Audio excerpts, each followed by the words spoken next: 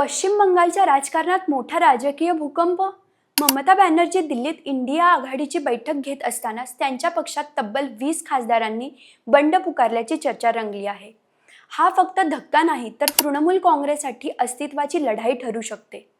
पश्चिम बंगालमध्ये तृणमूल काँग्रेसमध्ये मोठी राजकीय खळबळ उडाली आहे.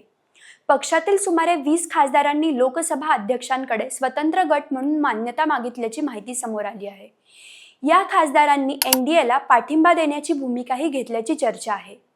या घडामोडींमध्ये ज्येष्ठ नेत्या काकोली घोष दस्तीदार यांचे नाव चर्चेत आहे. काही बंडखोर खासदारांनी भाजप नेत्यांसोबत बैठक घेतल्याच्याही बातम्या समोर आल्या आहेत. माजी क्रिकेटपटू युसुफ पठाण यांचे नावही चर्चेत आले असून त्यावरून तृणमूल नेत्या महुआ मोइत्रा यांनी तीव्र प्रतिक्रिया दिली आहे.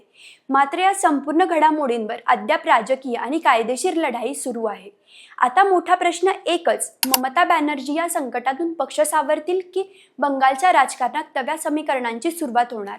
तुमचे मत कमेंटमध्ये नक्की सांगा. अशाच नाविन्यपूर्ण माहितीसाठी सत्ता मंच या यूट्यूब चॅनलला सबस्क्राईब करा आणि इन्स्टा पेजला फॉलो करायला विसरू नका.